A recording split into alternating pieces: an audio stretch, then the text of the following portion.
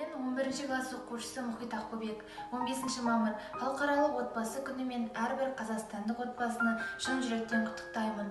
Баршаңызға денсаулық, бақыт, береке-бірлік тілеймін. Әр отбасында махаббат пен татулық салтанат құрсын.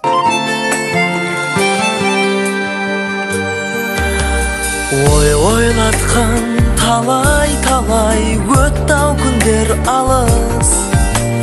Міне бүгін бізде үй-жай, ол да біздің парыз.